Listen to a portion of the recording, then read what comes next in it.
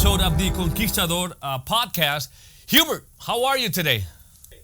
Mauricio, doing great. Hope you're doing well, buddy. Hey, I'm excited. I'm doing great. Thank you, and I'm very excited to share today's topic because it happened one time. I was at a Vegas convention at one of these big events that you always put together, and I was listening to you as you were saying, out of all the successes I've had in my life, out of all the jets and the mansions and the cars and the businesses that we built in the past, one of the things that I feel very proud of is being able to better control my emotions.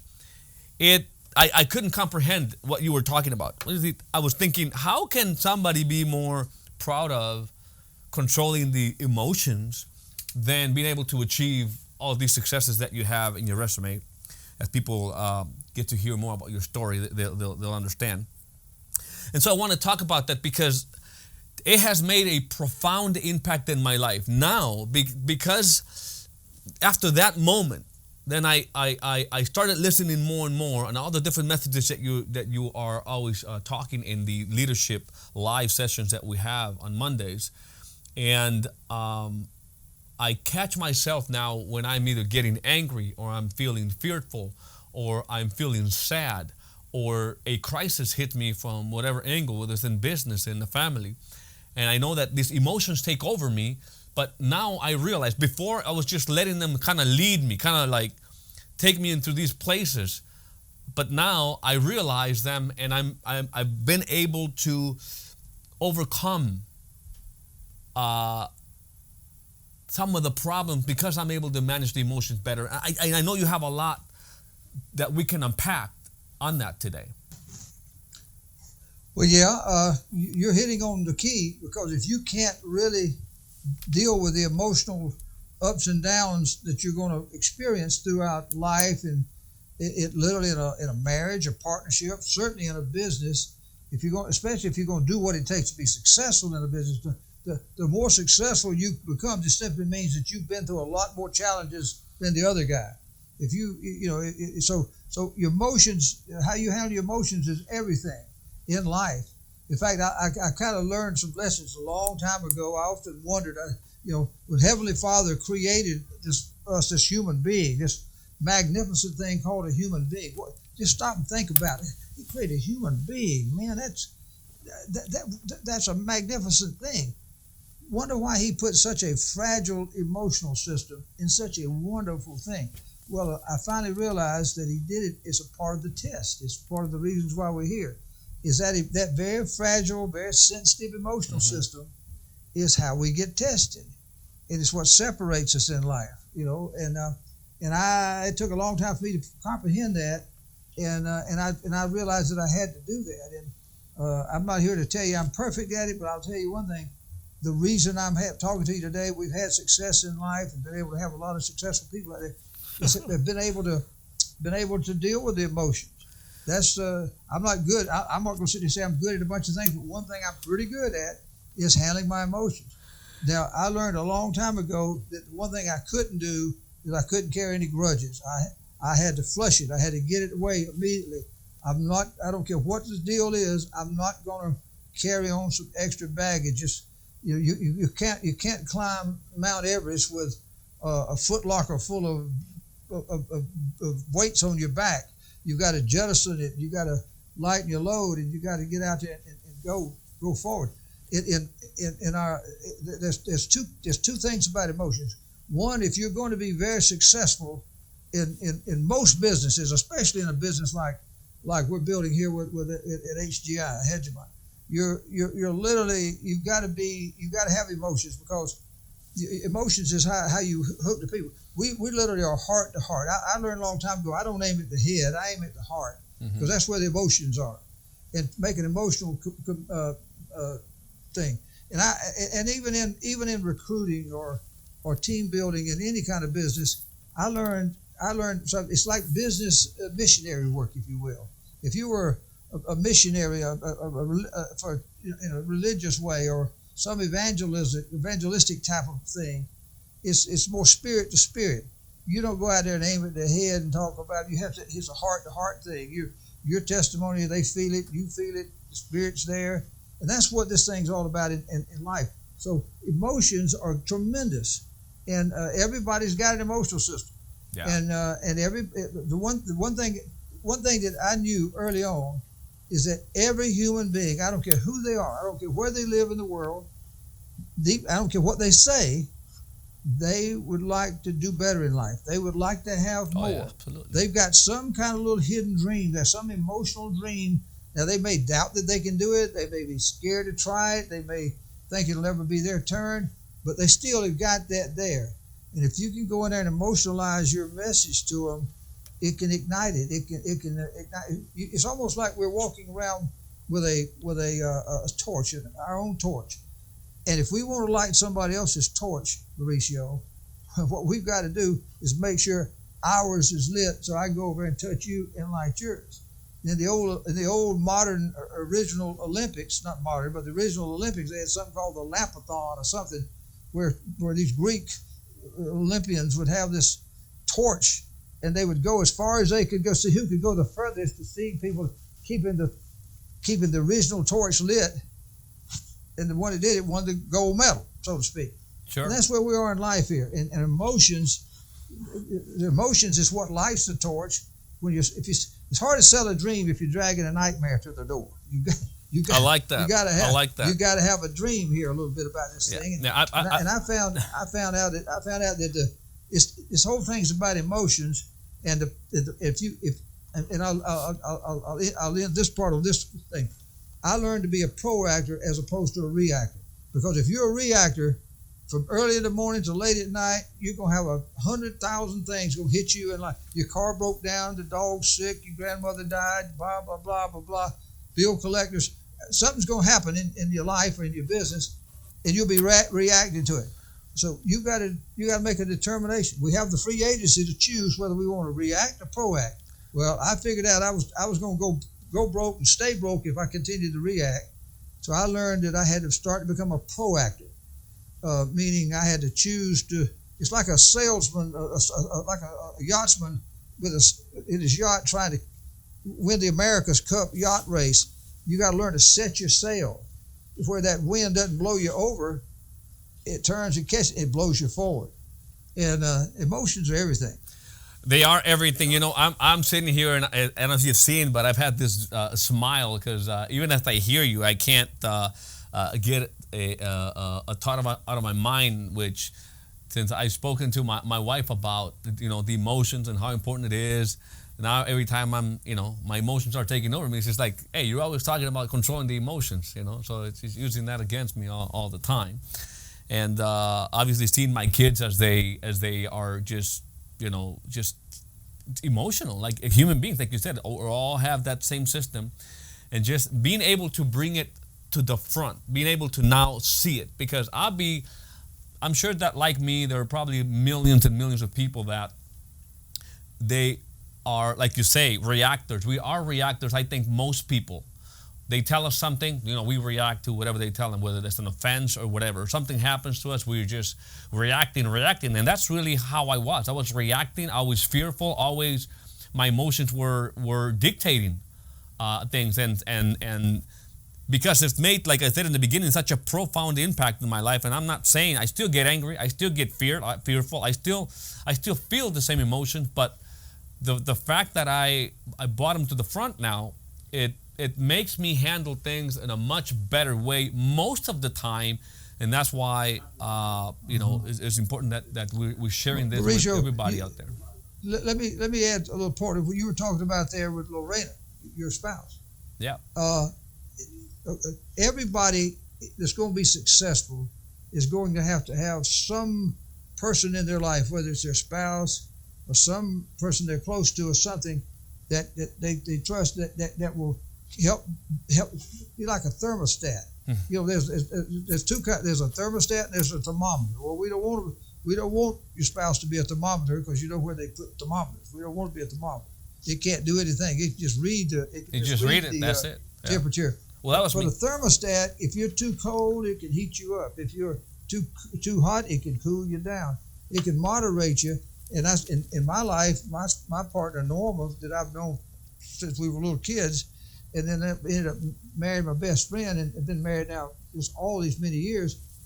She's been that perfect thermostat for me that has kept me regulated and balanced. And I know Lorena does that to you. And of course, you've been a Latino there. You got that hot blood, and you're an emotional kind of guy, and that's good. But people need to have somebody to help regulate them. And we talk about a system all the time.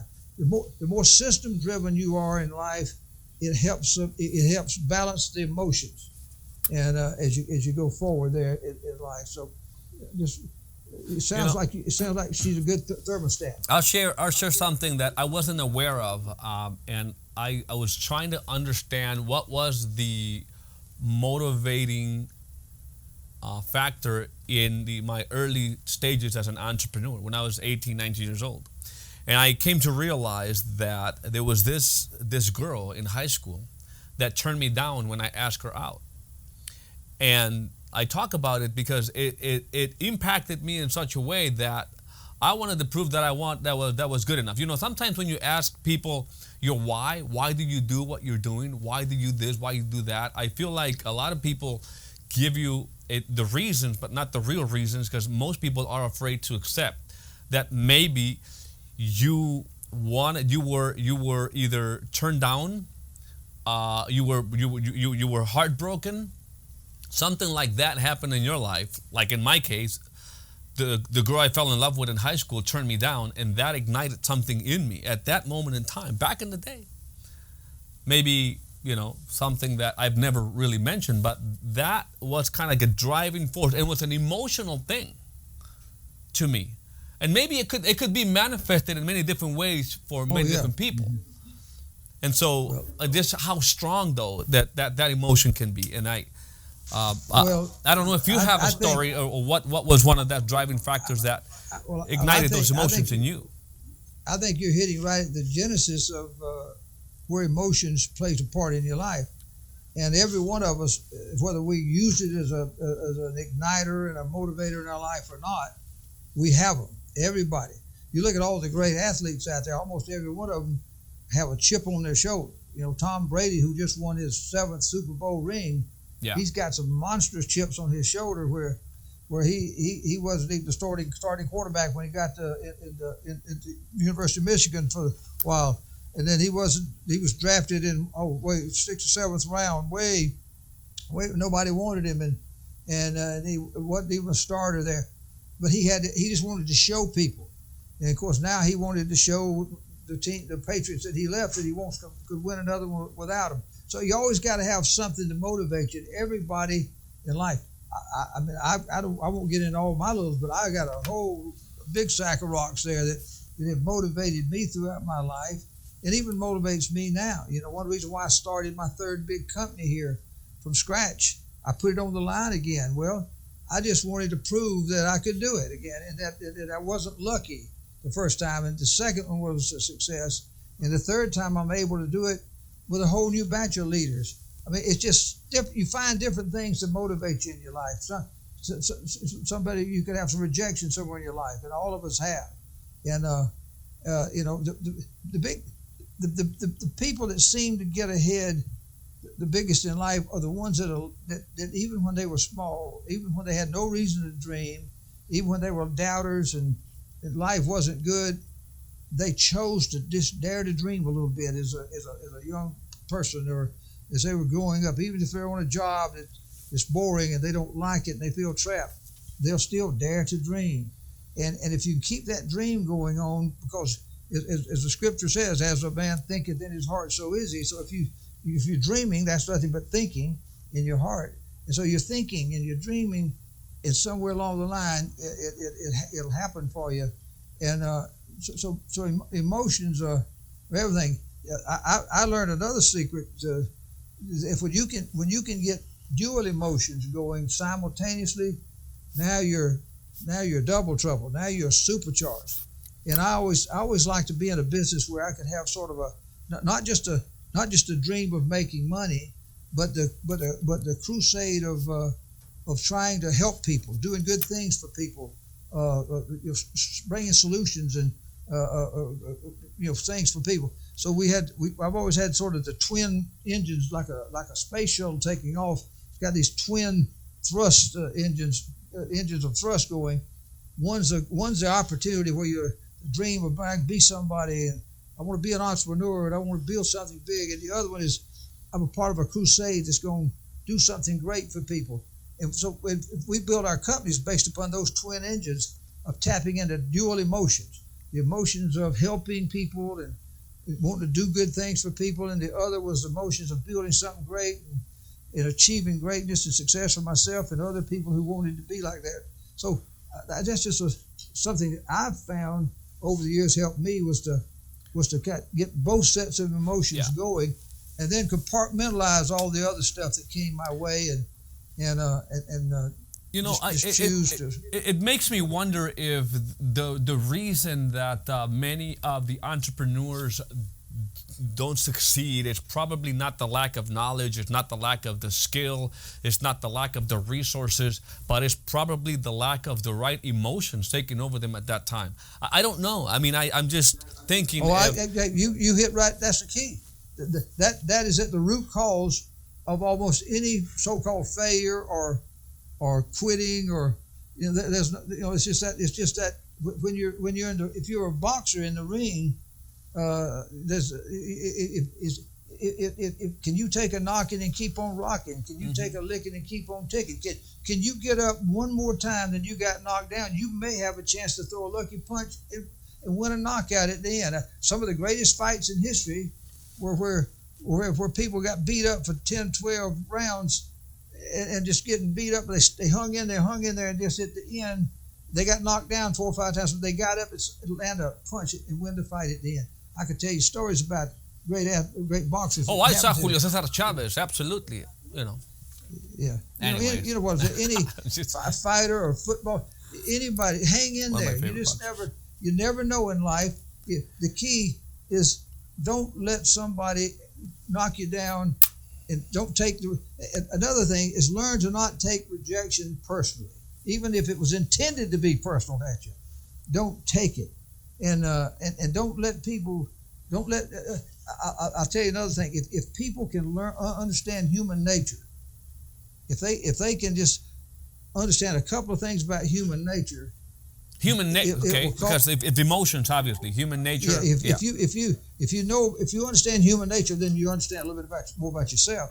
Because whatever you're feeling, those kind of feelings or can happen in everybody you see, and just understand to be able to just like everybody wants to be somebody. Everybody would like to have more money. Everybody's if you activate their curiosity button by kind of teasing them and withholding a little information, you arouse an emotion of curiosity.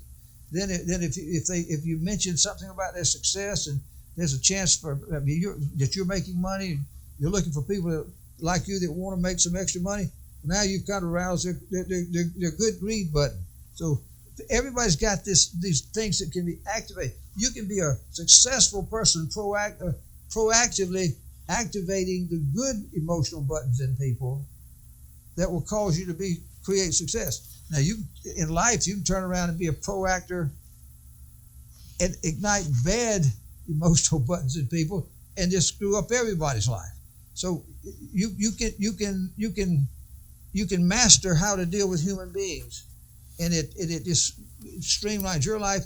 All I know is that I like to be. If I'm around somebody that's going to make me feel better, that's going to hit the right buttons in me, I want to be around them some more. If somebody's hitting all the wrong buttons and making me all upset and everything, I want to be away from them. Yeah. So just there's a way to deal with your emotions, but so ultimately it starts with you controlling your own emotions. Like the Greek philosopher Cicero said, "Control thyself." That was his great mantra. Control thyself. And so if you're going to control yourself, that's good. But then after that, you've got to be, as a leader, you've got to help other people control themselves. And that's sort of what I was alluding to there, that you can do both. I feel like on this topic alone, we probably could speak for weeks because it really goes that deep. One of the things that I see also successful entrepreneurs is that they are really good at igniting other people. Like you were just mentioning, being a thermostat or a thermometer. Sometimes you can't sell a cause or anything for that matter if it doesn't have the right amount of emotion attached to it. And I see that not just on politicians and entrepreneurs and just great leaders are also packed of, and they communicate with great emotion to sell a dream, to sell a cause, or Mm-hmm. You got to become a sort of a promoter, so to speak. If you look at all the advertisements that are on TV and in the newsprint and on social media, all over the place, 24/7. It's just ubiquitous out there, everywhere. These advertisements are to try to ignite you to feel good, man. If you buy this product, you're gonna feel better. If you drink this, you're gonna feel better. If you rub this on your face, you're gonna feel younger. If you do this, you do this. All the subliminal messages that they're putting out there is to help control your emotions about something. So the brainwashing is going to go on 24/7 in your life. You're either going to be the brainwasher or the brainwashee. Which one do you want to be? And so you've got to learn to control your own brainwashing and then be able to do positive, I hate to use the word brainwashing, but promoting the right subliminal messages out to people that ignite the right feelings in them and lift them out of the doldrums. Because most of the people that we talk to in life, in our business, and over the last many, many years when we built these great companies that we built in the past, we were taking new people who had never been in an industry like this and never been in business, never been in sales, never been in anything like this. And it was scary to them. And they'd been told all their life that they can't do something. It's amazing how we're raised from the time we're born as a little baby. We do everything we can to rock the little baby to get it to not cry. We'll take a little plug, a little pacifier, and we'll stick it in its mouth so it won't cry. Yeah. We'll do everything we can to keep it from getting cry. As it gets a little older, and it goes into kindergarten or something, it's got to be quiet. If you take it to church, the baby, you got to keep it quiet. Then when it gets into school room, the teacher wants it to be quiet. You go into the library, you got to be quiet. Then you go to college, you got to be quiet. Then you get up in life and you get a job, you got to be quiet, because if you're too noisy and too excited, you're going to make the bosses worry about you and be scared of your ambition, and you're going to make the other people think you're showing them up. So you got to be quiet. We're just told to be quiet all our lives and inhibited. And so that's the kind of people we're talking to about an opportunity, Mauricio. And wow. we've got to go in there and take those people and say things and do things to ignite their emotions to start dreaming again. So in a way, it's like, I can, as a kid, I guess parents sometimes we do a bad job because we're trying to suppress the emotions of the kids. I was able to told, hey, man, don't cry. Hey, don't react to this. This is not that bad. This is, or whatever. It was all minimized. And I'm not saying, anything bad. I don't want people to take this the wrong way. I'm just saying, because I'm not saying this to make my parents look bad or anything, or say that they did anything wrong. They just didn't know. Maybe they were passing on the things that they were taught. And we're talking about human beings across the board. It's just natural from the time we're in a culture where we're raised up kind of being emotionally, to not show our emotions. And now we're in a world where if you're going to become successful, you need to show your emotions in a positive way. Yep, I don't remember where I heard it, but most people always have the excuse of not doing something, not being able to accomplish something because you don't have the money, you don't have the resources, you don't have the people, you don't have the connection, you have the contacts. But it's really all these emotional states that we're talking about. And I think that when you realize that and you understand that, what you need is these emotions, like the excitement, these values, like commitment, like faithful, like aggressiveness. You talk a lot about aggressiveness. All these things are emotions to me in a way. In a way, and it's the things that have helped me. Thanks to the things I've learned from you to really be more aggressive in my actions. Be less fearless. Act even if you're feared. It's just understanding to control these emotions, and that's why I wanted to touch on this subject today once again.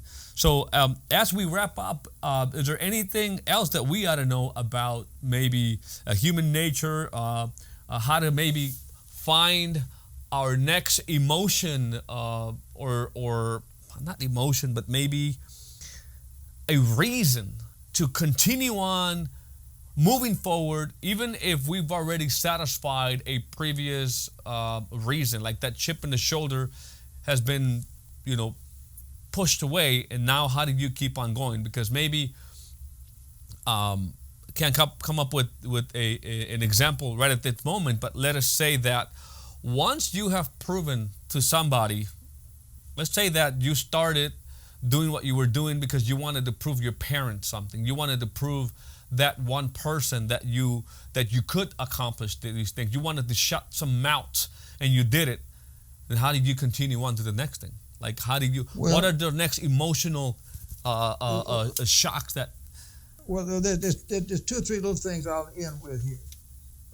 One is, in our business, I try to teach our people that we're not trying to recruit people to a company. We're not trying to recruit them to a contract or a commission level or to a product. We're trying to recruit them to an environment, to an atmosphere, and it begins with us. I developed a phrase and coined it long ago. We've used it for 40 years, called Mozone. It's the momentum zone. It's and you know what it means, the way you Sure. talk, the way you look, the way you act, and the crowd noise, and just the ambiance. And we're trying to create Mozone on this set here. With all the imagery, everything is to create Mozone, and it's to try to pull out of a person the right emotional thing. So remember that you need to be able to do those types of things, and then of course I talk a lot about Alexander the Great. Well, Alexander the Great, he had a lot of conquests, but why didn't he stop? Mm-hmm. Well, his whole philosophy was that he wanted to conquer the known world. That's a pretty big place, the known world at his time. It was big then, it's real big now, because we know the world's bigger. Well, it's the whole world. He wanted to if you dream, you need to dream big dreams, where it's hard to become complacent when you're dreaming big dreams. And just keep that dream machine going. Too many of us are dream dead, or we shut our dream engine down. I refuse to do that.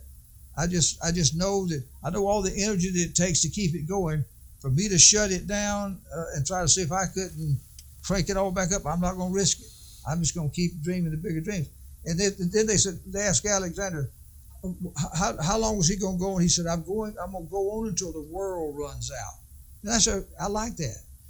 That's been my dream, is to go out here and to pursue bigger things and to build this big Alexander Inc. idea that as if he was alive today, that's what he'd be doing. So that's what we're doing here, is to dream the bigger dreams. So you may not want to dream as big as I'm dreaming. You should, but if you don't, just dream something bigger. It's always then we'll go. And the further down the road, when I worked on the railroad for 17 years, riding freight trains, the one thing that I take a lot of things from that. But one thing is, at the dark of night, you're running 60 miles an hour. You're up on the locomotive, 4 or 5 engines pulling a long train, and all you see is this darkness. Just out in front of you is darkness, and you got this headlight beam of the engine, and it's out there about 150, 200 feet, and all you are doing at 60 miles an hour is going to the end of that beam continuously. If you get the picture of what I mean, the train's going 60 miles an hour, but you're always going to the end of that beam, because the beam's always rolling and going further. That's what I try to do in life. Always have something out in front of you to keep dreaming again. Stay motivated, and put your head down and charge. I found out, the great psychiatrist from a psychologist, really, William James, 100 years ago, made an important discovery about emotions. He said, your emotions are not subject to will, meaning you can't just say, feel better. All right, emotions, that doesn't work. You can't command it to do it. It says, but your actions are subject to your will. In other words, even if I don't feel good, I can make myself physically move. Now, I mean, I like it, but I can make myself physically move. And he said, so your emotions are not subject to will. Your actions are subject to will. So when you change your actions, your emotions are subject to a change of actions. Wow. So you got to it's a triangle there. And if you'll make yourself put your head down and charge, I call them these 30-day charges, these 90-day madman sessions, these 3 or 4 days blitzes where I don't feel like doing it. I feel depressed. I feel discouraged. I'm just going to and all of a sudden you change your actions. Your attitude changes because your emotional system follows, because it follows the change of your actions, which is the only thing you can really control in life. And that's the thing that I want to see people get out and do is all this medicines and all this stuff. There's some people that have to have certain types of medicines for their emotional situations, and I understand that totally. But the greatest medicine you'll ever have is just having some dream, having something to pursue, a purpose in life. That's what you got to have here. That's why it keeps me going. I'm out to build the third part of this great trilogy we're doing. It keeps me forever young. People say that Ponce de Leon said he found the fountain of youth down in Florida. Well, no, he's wrong. The fountain of youth is right here. Is people like me and you can be in here having these dreams that we can go pursue. It keeps us forever young. Absolutely. Well, since emotions are not is this tangible thing, this physical thing, but is in us and is so complex, it's so important for all of us to understand it more. That's human nature, and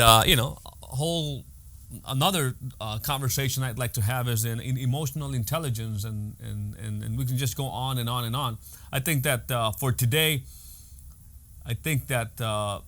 people got clear how important it is to understand our emotions and that system. Hey, Mauricio, one point. Yes.